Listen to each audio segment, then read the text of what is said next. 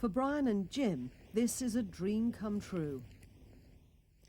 Almighty God, hear our prayers for Brian and Jim, who have come here today asking to be united as one in the bonds of love. This legally binding Increase ceremony their in the faith United in States you of and in America each other, is a wedding in and through all but them bless name. your church. We ask this through our It's Lord called a Jesus civil Christ, union, your Son, and it's only available who in the lives state of and Vermont. I promise to always be open and honest with you, to be faithful and always be there when you need me. Wherever you go, so shall I go, and where you stay, so shall I stay. Your people will be my people, and your God, my God. Where you die, so shall I die, and there will I be buried. May nothing but death separate you from me, but still our souls will be joined for eternity. I'm okay. You may now exchange your rings. Across this New England state, several churches have openly declared themselves in full support of same-sex union. And now, on behalf of the great state of Vermont and the Unitarian Universalist Association, I call this union good, blessed, and holy. You may now embrace.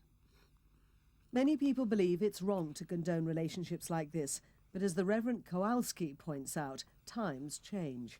Not so long ago, interfaith marriages would have been inconceivable to many of us. Not so long ago, interracial marriages between black and white were still illegal in many of these United States within living memory. So attitudes towards marriage have changed. In our grandparents' times, marriages might have been arranged through a matchmaker, but today we have a different conception of marriage. It involves the love and commitment of two people who want to share their lives together. Brian and Jim don't live in Vermont. They're from the state of Illinois and came here simply for the civil union.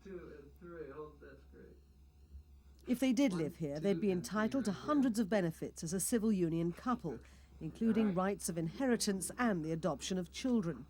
As it is, their home state will not legally recognize the association. But Jim hopes that family and friends will. It's kind of like a final step that you take before starting your life together, and it's nice to be able to have that opportunity. It was probably most important to get married just so family might be able to understand the relationship a little bit better. They do know that we're a couple, but they don't necessarily acknowledge it. And I was hoping that perhaps by doing this, that it might get a little bit more recognition from family and some friends. Should Brian and Jim wish to dissolve their union, they'd find it a legal nightmare. Also, one of them would have to live in Vermont for 6 months. But divorce isn't on the cards. Vermont has been blazing a type of trail not always associated with the apparently staid New England region. Several US states allow same-sex couples to register as domestic partners, but Vermont's civil union is effectively a gay marriage. Other states, where the gay community wants legislation, are closely watching what happens in Vermont. They're concerned that allowing civil unions would affect many other issues, such as state benefits. Justice of the Peace Greg Trulson and Willy Docto are business as well as romantic partners.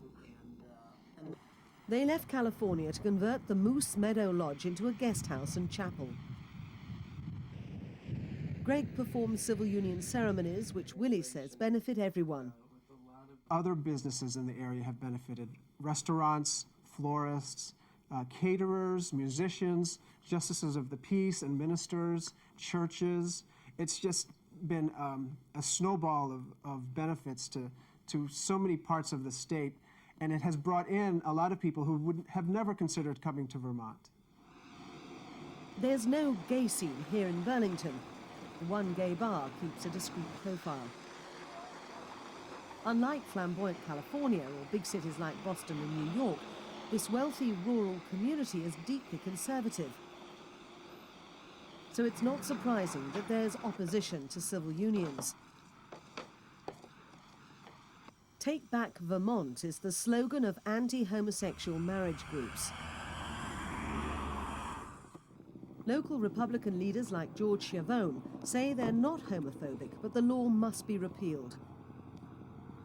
We just plain felt that was not the right thing. It's nothing to do with religion, nothing in our minds. Some people's minds it was, but in our minds it was nothing to do with religion. It was concerning the social fabric of society, how we have operated over these thousands of years, and we thought that there's nothing wrong with same-sex couples having some benefits and protections. There's nothing wrong with that whatsoever, but don't call it marriage or don't make it imitate marriage. Mike Backman and Steve Swayne moved to Vermont from California and have made the state their home. They love to watch the video of their union. Over the past 9 years, you have brought such stress and anxiety. Steve is a professor of music at the local university. Mike is an accountant with wealthy and high-profile clients.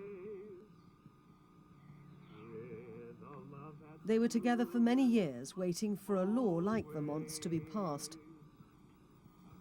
Mike and Steve believe that many people in straight-laced New England are learning to accept gay couples as part of the fabric of society. So it's not surprising that Mike finds the Take Back Vermont movement deeply upsetting. Steve hopes that his and Mike's example of devotion can sway the opposition. Whenever I see a Take Back Vermont sign, even still today, it's like somebody is hitting me, you know, pricking me with a knife.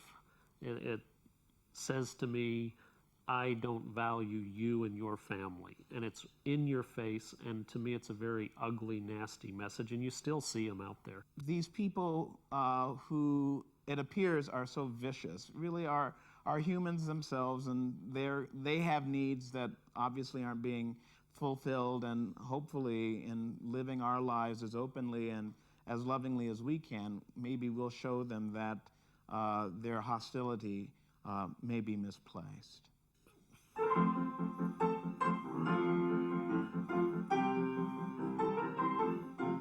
Civil unions are intended not just for gay or lesbian couples, but also bisexuals and transsexuals.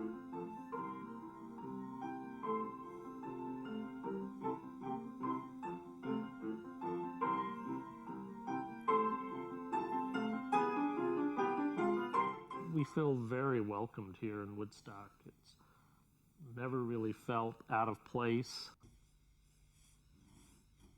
I mean, we don't walk around town holding hands, you know, maybe after dark if nobody else is on the street, but we haven't like gone out of our way to be in their face, but everybody knows, you know, we're a gay couple.